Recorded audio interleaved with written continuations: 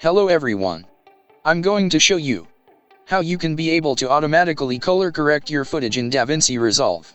Let's get started. As you can see, I've already imported my clip for this example on my timeline. And now select the clip, then switch to color page, and now from here, you will see a panel on the left with various tools. Look for the color wheels panel, where you will find a button labeled Auto Balance. Clicking this button, it will automatically correct the color balance of your footage based on the midtones, highlights, and shadows. It's important to note that while these auto features can be a great starting point, they may not always produce perfect results, and manual adjustments may still be necessary to achieve the desired look. If you found this video useful, please like and subscribe. Happy editing!